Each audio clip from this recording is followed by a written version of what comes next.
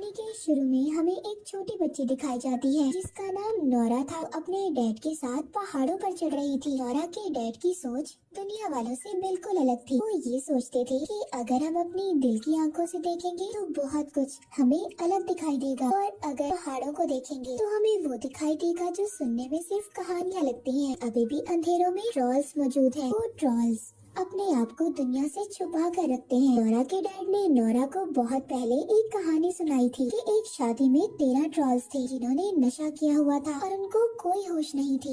वक्त का पता ही नहीं चला। इसी तरह सूरज की रोशनी उन पर पड़ी और वो पत्थर के बन गए, और अब वो पत्थर बनकर इन पहाड़ों में समाये हुए हैं। पर नोरा को ये सब कहानियाँ लग रही थी। उसके सामने जो था वो तो सिर्फ पहाड़ थे। नोरा के डैड उसको कहते हैं कि बेटा, दिल की आंखों से देखो, तुम्हें ट्रॉल्स नजर आएंगे। तभी नोरा को उन पहाड़ों में थोड़ी सी ट्रॉल्स की झलक दिखाई देती है। ट्रॉल्स दिखते तो इंसानों की तरह ही थे, पर साइज में बहुत बड़े होते थे, लेकिन वो इंसानों को कोई नुकसान नहीं पहुंचाते थे।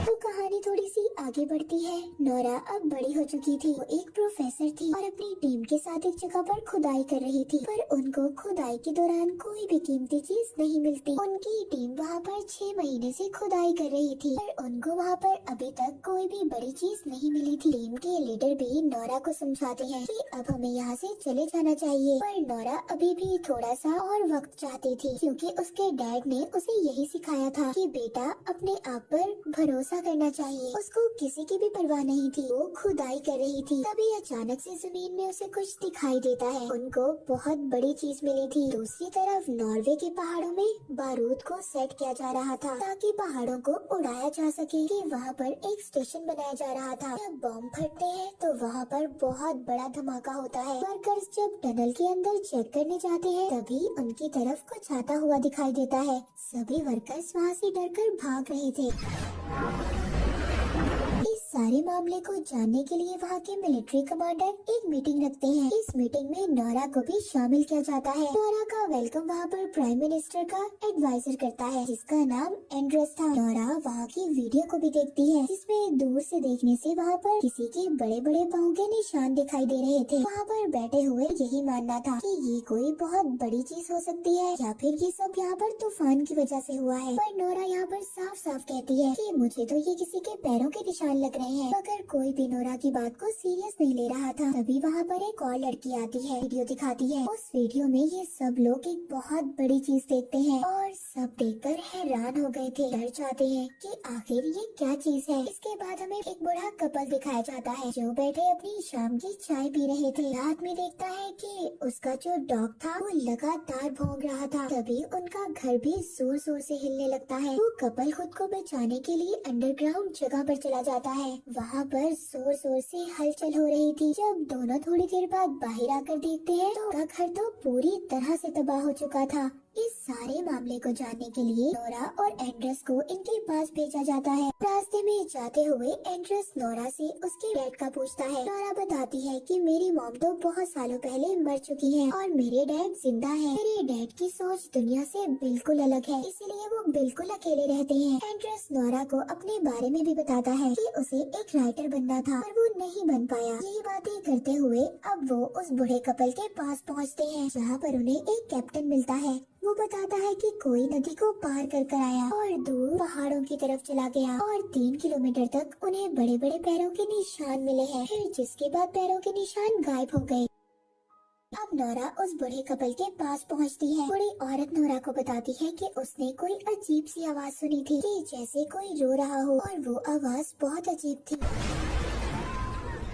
लेकिन अचानक से गायब हो गई। इतनी बड़ी चीज अचानक से कैसे गायब हो सकती है। उस बुरी औरत की बातें सुनकर एंड्रस और अपने साथ कैप्टन को लेकर अपने डैड के पास चली जाती है कि नोरा के डैड ने पहाड़ों को करीब से देखा था और पहाड़ों को इतने अच्छे तरीके से नोरा के डैड के अलावा कोई नहीं जान सकता था। अब जब नोरा अपने डैड के पास जाती है तो नोरा के डैड के घर में ट्रॉल्स की बहुत ज्यादा तस्वीरें थी। नोरा के डैड बताते हैं कि बहुत सालों पहले काम चल रहा था, तभी पहाड़ों में से कुछ निकला था और उसको साबित साबित करना बहुत मुश्किल था। इस वक्त गवर्नमेंट ने सारे सबूतों को मिटा दिया। तभी नोरा कहती है कि आज भी पहाड़ों से कुछ निकला है। डैड उसको बताते हैं कि कई हजार साल पहले ट्रॉल्स ऐसे ही खुले आम फिरा करते थे। कोई भी इंसान अगर ट्रॉल्स के साथ कोई ताल्लुक रखता था तो उस इंसान को सजा दी जाती थी। कई साल पहले भी ट्रॉल्स बाहर आए थे और नोरा के डैड ने उनका पता लगा लिया था। नोरा के डैड को पागल साबित कर उन्हें पागल खाने भेज दिया गया। जिसके बाद नोरा अपने डैड के साथ उसी जगह पर जाती है जहाँ से पैरों के निशान खत्म हो गए थे। नोरा के डैड पत्थरों को गौर से देख रहे थे। नोरा एंड्रेस और कैप्टन के साथ दूर खड़ी अपने डैड को देख रही थी, जिस पर वो दोनों कह रही थी कि तुम्हारे डैड की हालत और ज्यादा खराब लग रही है, कि दिमागी हालत ठीक नहीं है। नोरा को भी यही लगता था कि उसके डैड कहानियों में बिल्कुल गुम हो चुके हैं। अपने डैड के पास जाती है और उन्हें समझाने की कोशिश करती है, पर तभी उसे अजीब सी स्मेल आ रही थी। वहाँ पर अचानक से काले बादल छा जाते हैं। जब पीछे मुड़कर देखती है तो उसे एक आँख नजर आती है। सच में एक बहुत बड़ा ट्रॉल था। ट्रॉल उनके सामने खड़ा हो रहा था।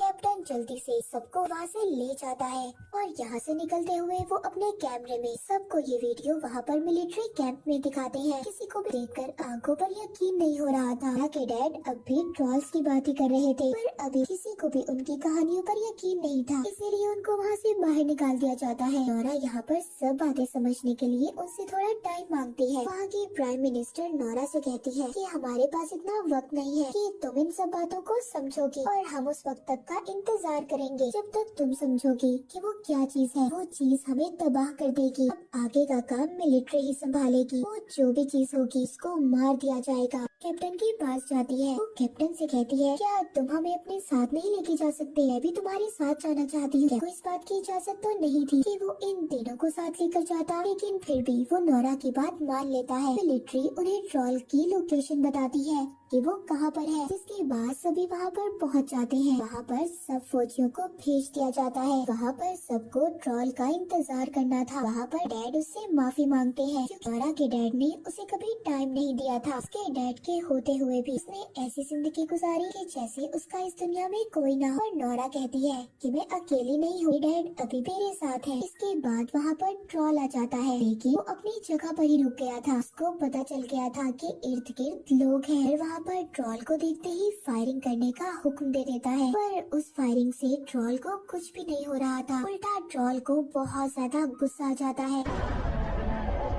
वो वहाँ पर इन पर हमला कर रहा था, जिससे वहाँ पर बहुत सारे फौजी मारे जाते हैं। एंड्रेस नोरा और उसके डैड के साथ एक पत्थर के पीछे छुप जाता है। के साथ एक फौजी भी था जो क्रिश्चियन था। तभी वो ट्रॉल उस फौजी को उठाकर खा जाता है जो क्रिश्चियन था। ये सब देखकर नोरा के डैड कहते हैं कि जो ट्रॉल्स होते हैं वो क्रिश्चियंस को पहचानते हैं, उनको सूंघ सकते हैं। जिसके बाद वो उस ट्रॉल के सामने जाते हैं और उसको कहते हैं कि शांत हो जाओ, हौसला करो, रुक जाओ यहीं पर। हैरानी की बात ये थी कि वो ट्रॉल उनकी बातों को समझ रहा था और काफी हद तक वो पुरसुकून हो जाता है। तभी कुछ फौजी दोबारा से ट्रॉल पर हमला कर रहे थे। दोबारा से ट्रॉल को गुस्सा जाता है और वो वहाँ पर कुछ फौजियों को मार देता है। तभी ट्रॉल यहाँ पर गलती से नोरा के डैड को भी मार देता है। जब वो ऐसा करता है तो वो अपने दुख का इजहार कर रहा था और नोरा के डैड को देखकर वहाँ से चला जाता है। ये काफी अजीब बात थी। नोरा के डैड को बहुत चोट आई थी। वो आखिरी सांस ले रहे थे। कहते हैं रॉयल पैलेस और घर, ये कहकर वो मर जाते हैं। अपने डैड को भी खो दिया था। उसका अब इस दुनिया में कोई भी नहीं था।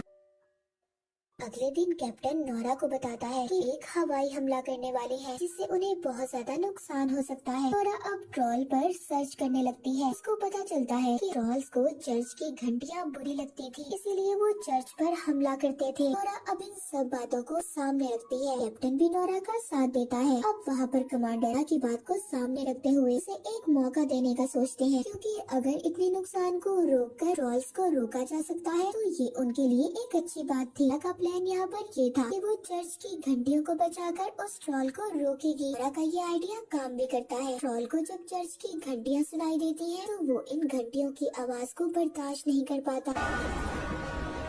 सभी घंटियों को तोड़ने लगता है, जिसके बाद वो इन आवाजों को सुनकर बेकाबू हो गया था, जिससे वहाँ पर एक बच्चे की जान भी जाने वाली थी। पर ट्रॉल उस बच्चे को बचा लेता है, उसे कुछ नहीं होने देता। सब लोग ये देखकर हैरान थे। इसके बाद ट्रॉल वहाँ पर नोरा को देखता है, जिसके बाद वो यहाँ से चला जाता है। नोरा का आइडिया काम नहीं करता, इसीलिए उसको इस मिशन से बाहर निकाल दिया जाता है। पूरी गवर्नमेंट ये सोचती है कि वो उस ट्रॉल पर मिसाइल से हमला करेंगे, इसी वजह से इस शहर को खाली करवा दिया गया था। पर इस मिसाइल की वजह से उन्हें काफी नुकसान होने वाला था। जिसके बाद हम देखते हैं कि एंड्रेस नोरा को घर छोड़ने जा रहा था। नोरा को ये बात समझ नहीं आ रही थी कि ट्रॉल अब किस साइड पर जाने वाला है। यहाँ पर उसको अपने डैड की कही हुई बात याद आती है, जिन्होंने मरते हुए रॉयल पैलेस का नाम लिया था, यानी कि राजा के घर का। नोरा वहाँ जाने का फैसला करती है। वहाँ पहुंचकर उसको राजा का चीफ मिनिस्टर मिलता है। वो बताता है कि पहले जमाने में ये माना जाता था कि अगर किसी राजा का घर किसी दूसरे राजा के घर के ऊपर बनाया जाए तो ये बहुत ज्यादा अच्छा होता है, शुभ माना जाता है। वो बताता है कि महल से पहले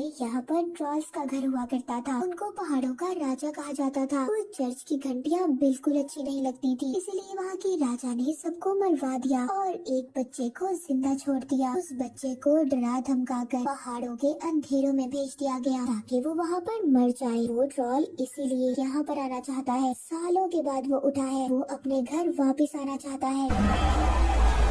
वो मिनिस्टर वहाँ पर उनको गुफा में कुछ कंकाल दिखाता है जो सभी ट्रॉल्स के थे। जब वहाँ के कंकाल पर रोशनी करती है तो हिस्सा पत्थर का बन जाता है और उसको यहाँ पर वो कहानी याद आती है जो उसके डैड ने सुनाई थी, जो 13 ट्रॉल्स के साथ हुआ था। जब उन पर रोशनी पड़ी तो वो पत्थर के बन गए थे। कहानियों में भी यही लिखा गया था कि रोशनी उनके दुश्मन, इसीलिए ट्रॉल्स पर अगर तेज रोशनी पड़ती थी तो वो पत्थर के बन जाते थे। नोरा कैप्टन को कॉल करती है और उसको अपना प्लान बताती है कि कैसे ट्रॉल को मारना है ताकि उनको बड़े से नुकसान को झेलना न पड़े। एक बहुत खुले मैदान की तरफ आने का कहती है और साथ ही बहुत बड़े सोलर सिस्टम का भी इंतजाम करने का कहती है। इसके बाद नोरा और एंड्रेस अपनी गाड़ी के अंदर उस छोटे बच्चे के कंकाल को रख लेते हैं, जिसको राजा ने डरा धमकाकर दोबारा से गुफा में भेज दिया था, जो ट्रॉल ही था, ताकि वो जो बड़ा ट्रॉल है उसको देखकर उनका पीछा करे ताकि वो उसको मैदान की तरफ लेकर जा सके। थोड़ी ही देर बाद रेडियो पर भी ये अनाउंसमेंट हो जाती है कि कुछ देर के बाद मिसाइल्स को छोड़ा जाएगा। नोरा को यहाँ पर अपने प्लान को कामयाब करने के लिए इन मिसाइल हमलों को रोकना था,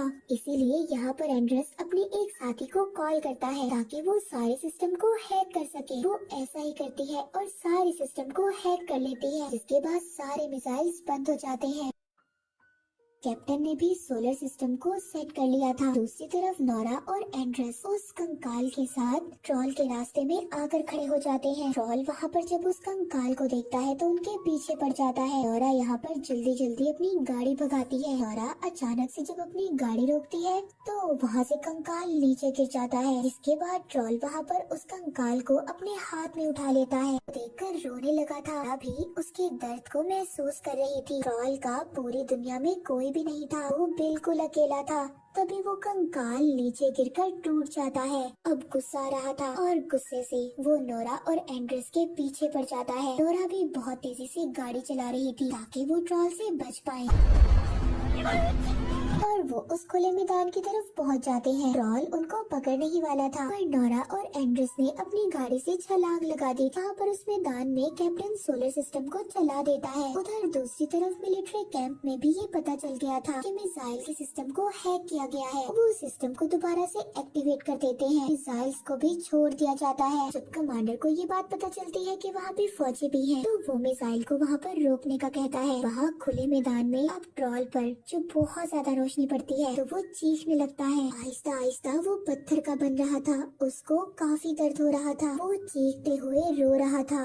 तभी यहाँ पर नोरा को एहसास होता है कि ये सब गलत कर रहे हैं। पहले भी उनको मारकर उनका सब कुछ छीन लिया गया था, जबकि वो लोगों के लिए कोई खतरा भी नहीं थे। ये इस दुनिया में कुदरत ने बनाया है, इसलिए उन्हें भी जिंदा रहने का हक है। नोरा सारे सोलर सिस्टम को बंद कर देती है और ट्रॉल के सामने जाकर खड़ी हो जाती है। वो ट्रॉल से कहती है कि यहाँ से चले जाओ, दूर कहीं, दोबारा से अंधेरे में जाकर छुप जाओ, ये लोग तुम्हें खत्म कर देंगे, तुम्हें मार देंगे। ट्रॉल भी यहाँ पर नोरा की बातों को समझ रहा था, पर अब बहुत देर देर हो चुकी थी। सूरज निकल गया था और सूरज के निकलते ही वो ट्रॉल पत्थर का बनने लगता है। देखते ही देखते वो पत्थर का बन जाता है। बहुत अफसोस था कि वो ट्रॉल को बचा नहीं सकी। खैर वहाँ पर मिलिट्री कैंप की टीम पहुँचती है। वहाँ की प्राइम मिनिस्टर नोरा से कहती है, तुम्हारे डैड की कहानियाँ बिल्कुल सच्ची थी। मीरा को भी इसका एहसास हो गया था कि उसके डैड हमेशा से सच्चे थे। एंट्रेस भी यहाँ पर अपनी नौकरी छोड़ देता है। वो प्राइम मिनिस्टर से कहता है कि मुझे तो राइटर बनना है। एंड्रेस नोरा से कहता है, क्या पहाड़ों के अंधेरों में और भी ट्रॉल्स रहते हैं? नोरा इस बात पर हंसने लगती है, कहती है हाँ कुछ भी हो सकता है, ये दुनिया बहुत बड़ी है। और इसी के साथ ये मूवी यहीं पर खत्म हो जाती है।